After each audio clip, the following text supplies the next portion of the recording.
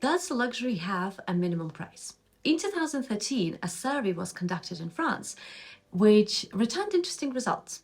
It aimed to find out if people have a figure in mind when referring to the minimum price of luxury goods. To explore this, two questions were asked using rings as an example. Now, the first question was, below what price would you consider a ring not to be luxury? And the second question was, at what price would you perceive a ring as a luxury item? So take a moment to think of a figure for each question. Feel free to pause the video if needed. Now, you'd expect the figures for these two questions should match closely. In fact, the difference was not insignificant. The first question, below what price would you consider a ring is not a luxury, revealed the figure of 1,100 euros.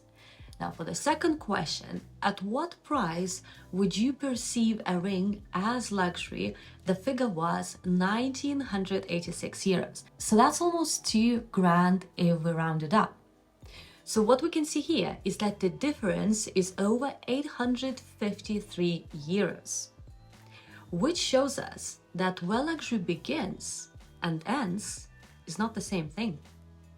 Now, of course, there are some limitations to this study. So let's look at the demographics. It was conducted in France in 2013 and was sent out to families and friends of MBA students at HEC Paris. Now, amongst the 110 respondents, a large proportion was aged between 20 and 30 years old. So this is not a global study and is limited to just one country and quite specific demographics. But since luxury brands play on a global scale, there is applicability, and we definitely can find some interesting answers. From my experience, a lot of newly created brands, they struggle to set the right price and they find it confusing. And for existing managers, it holds significance if you are tasked with setting prices for extended lines and you're looking to create accessible ranges.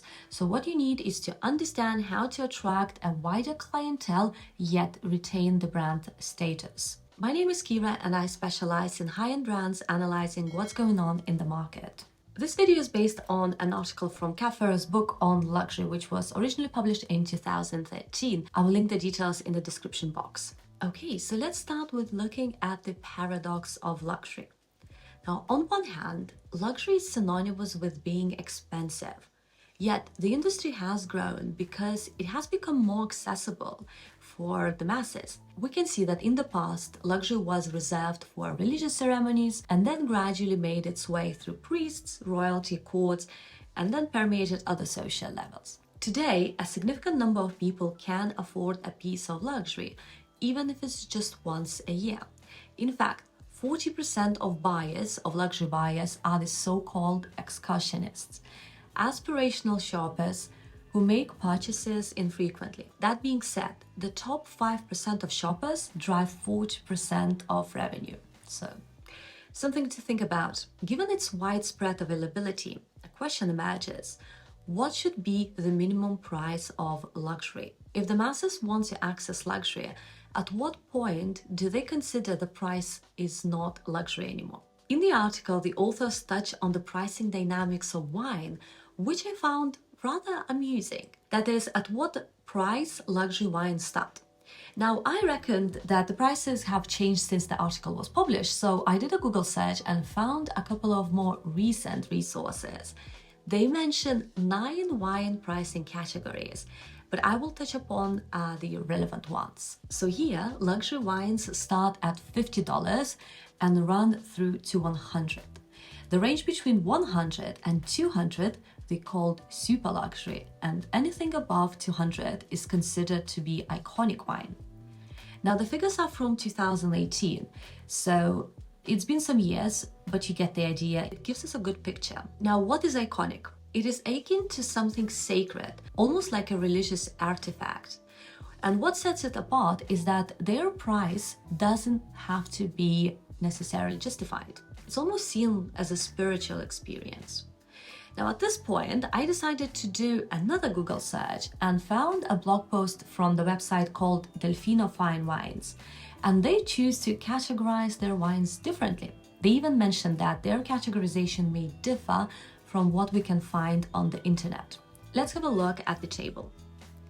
So what we can see here is that their luxury wine pricing starts at $150 as opposed to $50 in the previous article, and stretches all the way up to nearly $1,000. Of course, this is a simplified categorization. Other things come into play, such as shipping costs, imports, and taxes. Nonetheless, it holds significance for retailers and also shows us that businesses can categorize things differently, especially when it comes to their products. They can choose their own categorization because how they define luxury may differ. Now, I spoke about the definition of luxury and why it's a blurry concept in my previous video, and I will link it here. For those of you who enjoy wine, I'm curious to hear your thoughts. How would you personally categorize luxury, super luxury, and iconic wines? Share your thoughts in the comments below. Another thing I want to mention is how countries perceive price. Campher observed the varying importance of price and exclusivity in different countries. Some countries see the price as a more important component than others. In Japan, it's more important than in Germany, for example. It's number 1 and 3 respectively. On the other hand, exclusivity is number 1 in Germany and number 3 in Japan. So it's an interesting intersection of culture, consumer behavior, and the interpretation of luxury. Let me know your thoughts on this. How do you perceive the role of price and exclusivity in your own cultural context or personal preferences? And feel free to share your insights. Now, when you're doing research, you'll notice that responses to these questions about prices will vary depending on who you're speaking to, demographics, cultural influences, and personal affinity with the market. For instance, the consumer category known as snobs may be willing to pay more seeking differentiation from conformists. Now, conformists, on the other hand, purchase luxury goods to embody aspirations and a desired image and may not spend as much. Here, snobs exhibit the Veblen effect, where demand increases with rising prices, which is an atypical phenomenon in the traditional markets. Another important consideration is exclusivity, which can be created by adding obstacles, and one of them is price. My question to you is, when this obstacle is partially removed and a brand introduces extended lines with more democratic prices, would you still consider it to be luxury? For example, would you say a returned Tiffany bracelet, which is £265 or 275 US dollars, so that's around 310 euros, would you say it's luxury because of the brand status? Another example is fashion jewelry. So let's say Dior. If you are paying 300-400 euros for a pair of earrings, would you say that is luxury? Now, for some, the higher the price, the more luxurious the item is, but it's not necessarily the case. Whereas for others, the price doesn't matter that much because it's the status of the brand that determines if something is luxury. Normally, you'd compare prices to see if something is expensive. So you have certain numbers in your head. For instance, if you are buying water at a supermarket, you pay €1.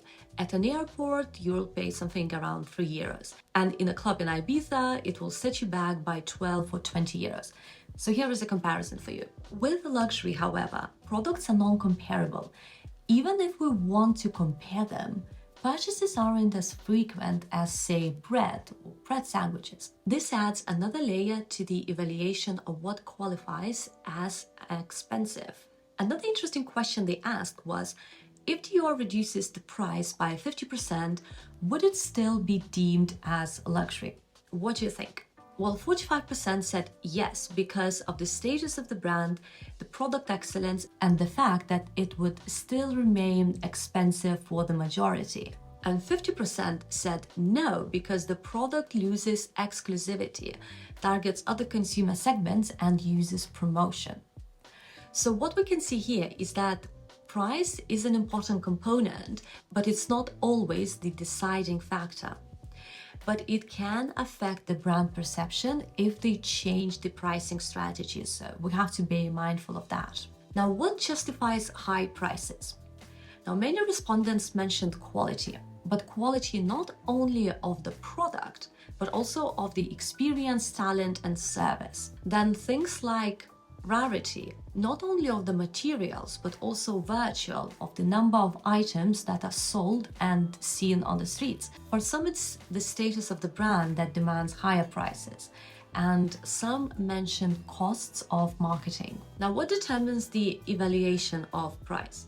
So first of all, the person's resources, the price of entry-level pieces, and the difference between premium and a luxury pricing. So is the price much higher than in the premium market? Now, what are the implications? Well, for the established luxury brands, they have some leeway with pricing. But if you are a new brand and you want to be perceived as a luxury product, your pricing strategy will depend on a few things. It will depend on your target market, on your business goals, and to whom you want to be a dream of.